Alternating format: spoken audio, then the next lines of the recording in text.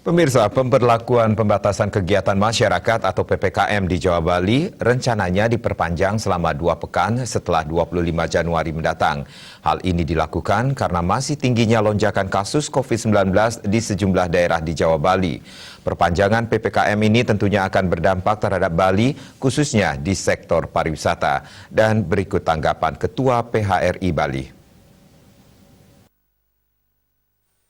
Ketua PHRI Bali Cokorde Oke Arte Ardanus Kawati atau Cok Aceh menanggapi rencana perpanjangan PPKM.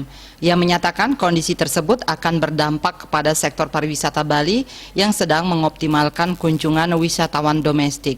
Ia menilai saat ini persoalan yang dihadapi pariwisata Bali tidak hanya faktor internal yakni berlangsungnya PPKM, melainkan juga dari faktor eksternal yakni meningkatnya kasus COVID-19 di daerah asal wisatawan.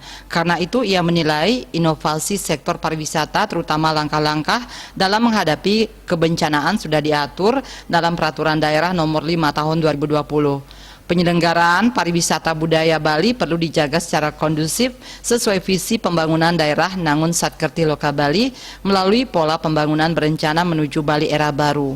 Isi perda tersebut, Gubernur Bali telah menetapkan kebijakan pencegahan bencana atau keadaan darurat dan pemulihan kepariwisataan budaya Bali dari akibat bencana atau keadaan darurat.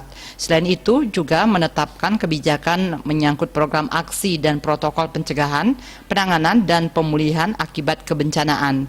Di samping itu juga menetapkan hal atau keadaan darurat atau bencana yang disebabkan faktor alam atau non-alam yang menyebabkan menurunnya pertumbuhan kepariwisataan Bali secara luas. Dan kasus COVID-19 ini menurut Cok Aceh termasuk bencana non-alam. Winata Bali Post melaporkan.